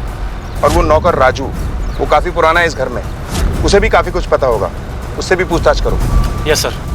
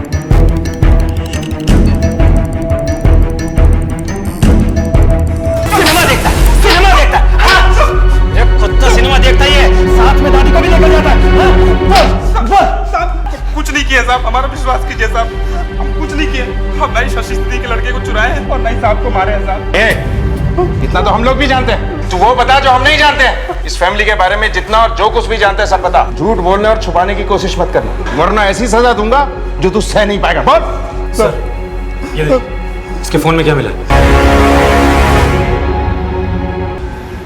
साहब वैसे ही जैसे सबके मोबाइल में आया था वैसे ही हमारे पास भी आया साहब। दरअसल शादी से पहले शशि की कुछ आपत्तिजनक फोटोग्राफ वायरल हो गए थे, जिससे उसकी काफी बदनामी भी हुई थी। बस एक गलती हो गई, हम इसको डिलीट नहीं किए, बाकी और कोनो गलती नहीं किया साहब। आप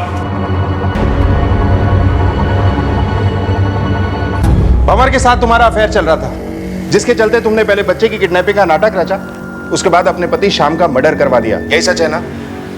ये कैसा घिनौना इल्जाम लगा रहे हैं आप मुझ पर? अब ये नाटक बंद करो और चुपचाप अपना जुर्म कबूल कर लो, इसी में तुम्हारी भलाई है। राजू ने हमें सब कुछ बता दिया है।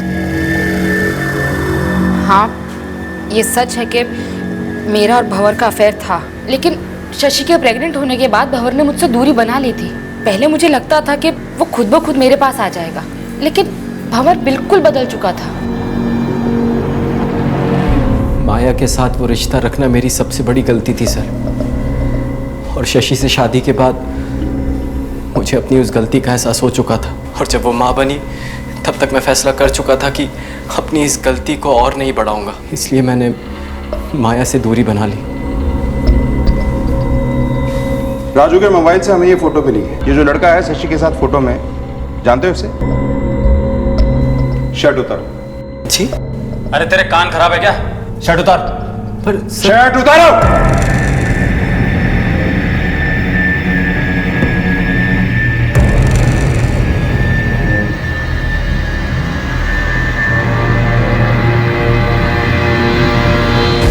अब तो तुझे पता चल ही गया होगा कि हमें सब कुछ पता चल चुका है। चल अब कहानी सुना ही दे। वो जो कहती मैं वैसा करता, और ये गलती भी मैंने उसके ही कहने पर की थी, लेकिन इसका बहुत बड़ा बोझ था मेरे सीने पर, जो आज मैंने उतार दिया, शशि को सब कुछ सच बताकर। मतलब धोखा दिया है तुमने मुझे? शशि, सच में अब सिर्फ तुम्हारा हूं। मेरा यकीन करो, मेरा तुम्हारी माँ से अब कोई रिश्ता नहीं है। मुझे मेरी जिंदगी में मेरे बच्चे के अलावा अब कोई नहीं चाहिए, तुम भी नहीं। सर, अगर मेरे मन में कोई भी चोर होता तो मैं शशि को सब सच सच क्यों बताता? जी हाँ, बताया था उसने मुझे कि कैसे उसने और माँ ने मिलकर धोखा दिया मुझे और बाबा को। पर यकीन मानिए मेरा, अब इन सारी बातों का मेरे लिए कोई मतलब नहीं है। मुझे मतलब है तो सिर्फ मेरे बच्चे से। मैं हाथ जोड़ती हूँ आपके, मुझे मेरा बच्चा ला दीजिए। एक ही फैमिली के दो लोग जुर्म का शिकार हुए, एक 3 महीने का बच्चा जिसे किडनैप किया गया और एक 55 साल का आदमी जिसका मर्डर हुआ। मुझे इस बात के बहुत ज्यादा चांसेस लगते हैं कि ये दोनों ही जुर्म किसी एक ही आदमी ने किए या करवाए। ऐसा भी हो सकता है इसमें 2 लोग शामिल हों। ये जो भी है या हैं, इनका इस फैमिली से कोई ना कोई कनेक्शन जरूर है। लेकिन जिस सवाल पर आकर हमारी गाड़ी रुक जाती है वो ये है कि कौन और क्यों। 15 को बच्चा किडनैप होता है और ठीक एक दिन बाद 16 की शाम को शाम का मर्डर हो जाता है, और इस पूरी घटना के दौरान हमारी नजर इस फैमिली पर थी। यानी ये तो तय है कि इस पूरे मामले में फैमिली में से अगर कोई बंदा इन्वॉल्व है तो उसने ये सब किया नहीं होगा, बल्कि किसी से करवाया है। सर, मुझे तो इस भंवर पर शक है, लेकिन पूरी फैमिली के कॉल रिकॉर्ड्स चेक करने पर भी इसके कॉल रिकॉर्ड्स में से कुछ नहीं मिला हमें। ये भंवर बहुत ही शातिर किस्म का आदमी है। अगर इस सब में ये इन्वॉल्व है तो हो सकता है इसने अपना रेगुलर नंबर यूज ना करके कोई और नंबर यूज किया हो सकता है सर। और हाँ सर, शशि और माया के कॉल रिकॉर्ड्स में एक माधव नाम के आदमी का नंबर सामने आया है। दोनों की बहुत ही बातें हुआ करती थी, लेकिन अब उस नंबर पर कोई भी कॉल रिसीव नहीं कर रहा है। मैंने एड्रेस निकालने के लिए बोल दिया, एक बार एड्रेस आ जाए तो। साहब, मेरा पति के खिलाफ रपट लिखो नहीं साहब, उसने मेरे बच्चे को बेच दिया साहब। एक मिनट, अब बताओ हुआ क्या है? साहब, मैं काजूपाड़ा चौल में रहती हूँ। मैं और मेरा पति वही कबाड़ के गोदाम में काम करते हैं साहब। थोड़े दिन पहले टेम्पो में से हमें बच्चा मिला था साहब। और बर्तन तांबे, हो ना हो ये बच्चा शशि का ही हो सकता है। इस मजदूर महिला के अचानक यूं सामने आ जाने से पुलिस को एक ठोस क्लू मिल गया था, जिसके सहारे वो उस बच्चे की पहली किडनैपर मंजू तक पहुंच सकती थी। लेकिन अगर इस औरत की कहानी सच्ची थी और जिस बच्चे की वो बात कर रही थी वो शशि का बच्चा था, तो इसका मतलब ये था कि मंजू से होते हुए इस मजदूर औरत और इसके पति तक पहुंचा वो बच्चा अब किसी तीसरे के पास पहुंच चुका था। यानी कि वो बच्चा पुलिस की पहुंच से अब कुछ कदम और आगे पहुंच चुका था। लेकिन सिर्फ ये मजदूर महिला वो नया चेहरा नहीं थी जिसकी इस कहानी में एंट्री हुई थी। कोई और भी था जो उतना जाना पहचाना नहीं था, लेकिन आगे चलकर इस कहानी के एक अहम किरदार के रूप में सामने आने वाला था। बच्चा किसको भेजा?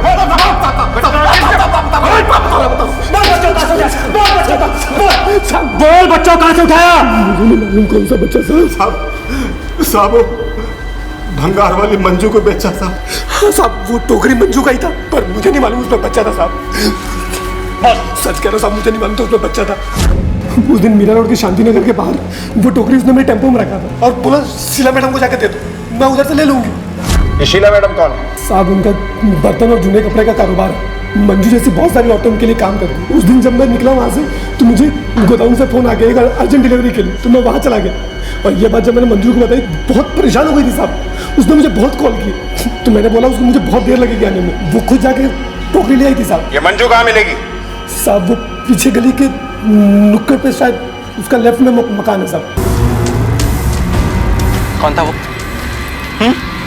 यार नहीं था वो, मेरा भाई था। भाई? हाँ, मेरी सौतेली माँ का बेटा माधव। शशि तुम 5 मिनट रुको, मैं अभी आई।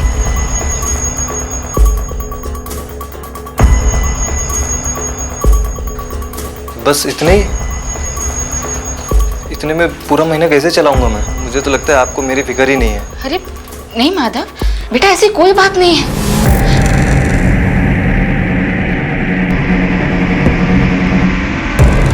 शशि, माँ से कभी मुझे अपनापन नहीं मिला, लेकिन माधव उसने मुझे कभी भाई की कमी महसूस नहीं होने दी, और उसकी परेशानी मैं नहीं देख पाई। और माधव, मेरे पास इतने पैसे नहीं हैं। तुम्हारा अपना कोई काम करना भी तो जरूरी है। माँ के पैसों से जिंदगी तो नहीं चल सकती ना माधव। ठीक है, अब मेरे पास एक ही रास्ता बचा है, या तो मैं कोई बैंक लूट लूं या मैं कहीं चोरी कर लूं। अब तू ही बता मैं क्या करूं? तब शशि ने मुझसे वो बात कही जिसके बारे में मैं सोच भी नहीं सकता सर। उसने मुझसे कहा कि मैं उसके बेटे का किडनैप कर लूं और उसके पापा को पैसे के लिए बोलूं। वो देने के लिए मना नहीं करेंगे सर। पहले तो मैंने मना किया, लेकिन बाद में उसकी जिद और अपनी हालत देखकर मैंने हाँ बोल दिया। फिर मंजू की मदद से तुमने उस बच्चे को किडनैप कर लिया? मैं माधव को पसंद करती थी साहब, इसीलिए उसे मना नहीं कर पाई। उससे बहुत बड़ी गलती हो गई साहब। फिर वो हो गया सर जिसकी कभी उम्मीद भी नहीं की थी मैंने। सर शुभ मुझ तक पहुंचने से पहले ही गायब हो गया था सर। तू पागल हो गई है क्या? क्या बोल रही है? अरे ना तो मैंने तेरे बाबा को मारा है और ना ही फिरौती की चिट्ठी मैंने भेजी थी। अरे जब बच्चा था ही नहीं मेरे पास तो मैं फिरौती किससे मांगता? शुभ कहाँ है मेरा? शुभ मंजू के पास है और मैं उसे ही लेने जा रहा था।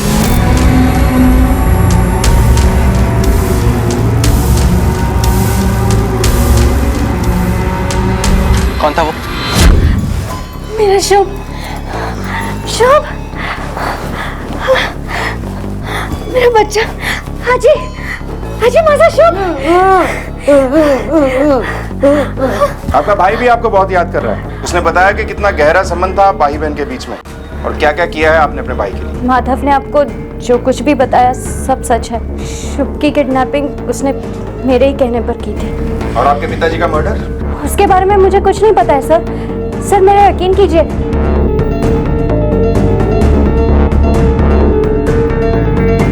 सर सीन ऑफ क्राइम से पहले ये वो आखिरी जगह है जहां पर सीसीटीवी इंस्टॉल्ड है। तांबे, जिस दिन शाम का मर्डर हुआ था उस दिन का इस कैमरे का पूरा फुटेज ले लो और हर आने जाने पे नजर रखो। Yes sir. ये क्लियर नहीं हो पाया है कि शाम का कत्ल किसने किया और उसके कत्ल की वजह क्या हो सकती है। सर, ये रही माधव की कॉल और लोकेशन की रिपोर्ट। इसके हिसाब से फिरौती की चिट्ठी जब आई तो वो शाम के घर के करीब था ही नहीं। ये भी तो हो सकता है जिस तरह से इन्होंने मंजू से किडनैपिंग कराई, ये चिट्ठी भी किसी और से फिकवाई है। पॉसिबल है सर। हो सकता है इन लोगों ने ये काम खुद ना करके बल्कि किसी और से करवाया। सर सीसीटीवी फुटेज आ गई। लगाओ।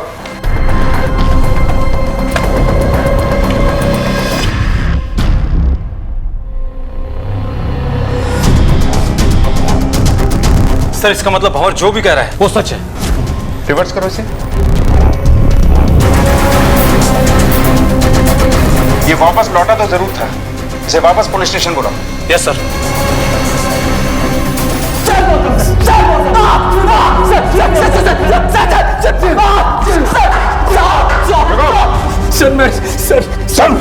सर तेरी सच्चाई हमारी आंखों के सामने है और उसका सबूत हमारे हाथों में। तूने जब श्यामलाल का खून किया तो उसके खून से तेरी शर्ट भीग गई थी, इसलिए तूने वो शर्ट उतार कर फेंक दी और वहीं कहीं से टी शर्ट खरीद के पहन ली। इसलिए जब तू गया था तो शर्ट में था, लेकिन जब लौटा तो टी शर्ट में। लेकिन तेरी बदकिस्मती से वो सब हमारी आंखों के आ गया। दीपा दिखाओ इसे।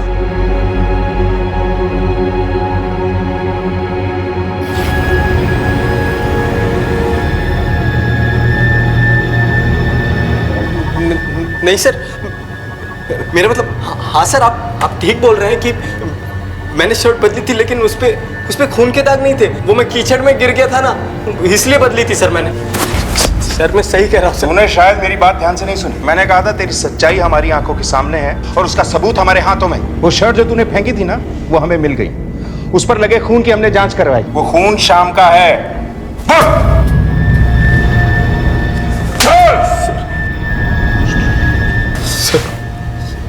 सर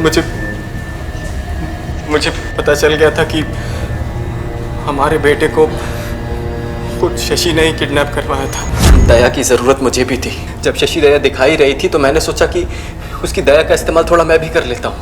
हाँ, वो चिट्ठी मैंने ही फेंकी थी। मैंने उसे बुलाया था, इसलिए मुझे पता था कि वो कहाँ जाने वाला है। मैंने उसका पीछा करना शुरू किया, लेकिन उसने मुझे आधे रास्ते में ही देख लिया और मुझे वापस भेजना चाहा, लेकिन मैं नहीं माना। उसके जाने के थोड़ी देर बाद मैंने फिर उसका पीछा करना शुरू किया।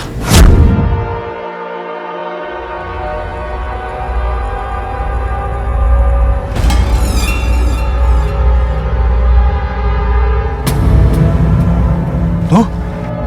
मैंने बुलाया था तुम्हें और वो चिट्ठी भी मैंने फेंकी थी। नमक हराम। कहने को तो मैं श्याम सेठ का दामाद बन गया था, लेकिन था तो मैं उनका नौकर ही ना। जब तक वो जिंदा रहता मैं दुकान का सेठ नहीं बन सकता था, और मुझे कुछ भी करके सेठ बनना था, भंवर सेठ। जितना चालाक और समझदार तू खुद को समझता है ना, उतना है नहीं। तेरी वो शर्ट हमें नहीं मिली थी, लेकिन तेरी नीयत हमें पता चल गई थी, इसलिए हमने झूठ बोला और तू उसमें फंस गया। कुछ ऐसे इंसान होते हैं जो अपनी गलतियों से सबक लेते हैं, और कुछ ऐसे होते हैं जिनकी गलतियों से दूसरे सबक लेते हैं। दूसरे की लाश के ऊपर चढ़कर बड़ा बनने की कोशिश तुझसे पहले भी कई लोगों ने की, लेकिन वो कानून की गिरफ्त से बच नहीं पाए। अगर तूने उनकी गलतियों से सीखा होता तो आज तेरा ये अंजाम नहीं होता। मैं उम्मीद करूंगा कि कम से कम तेरी गलतियों से तो दूसरे सबक लें।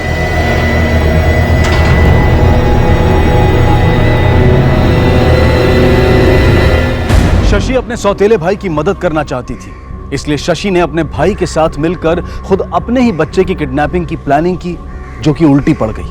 शायद इस जुर्म की कहानी का जन्म बुराई की नहीं बल्कि भलाई की कोख से हुआ था, जिसे आगे बढ़ाया भंवर के लालच ने और बहुत जल्द बहुत कुछ पा लेने की उसकी गलत मानसिकता ने। लेकिन इस केस से यह भी साफ है कि गलत रास्ते पर उठाया गया कदम हमें गलत अंजाम तक ही ले जाता है, चाहे उसके पीछे का मकसद किसी की भलाई ही क्यों ना हो, जैसा कि इस केस में शशि के साथ हुआ। इस कहानी से मिलने वाली सीख हम सब तक पहुंचे और हमारे समाज में फिर से कभी इस तरह की घटना की पुनरावृत्ति ना हो, इस उम्मीद के साथ मैं अनूप सोनी आपसे विदा लेता हूं। फिर मुलाकात होगी अगले एपिसोड में एक और चौंका देने वाले केस के साथ। तब तक अपना और अपने परिवार का ख्याल रखें और देखते रहें क्राइम पेट्रोल डायल 100। सबक एक को सीख हम सबको। इस तरह के और भी एपिसोड देखने के लिए हमारे चैनल को सब्सक्राइब करें और बेल आइकन दबाना ना भूलें।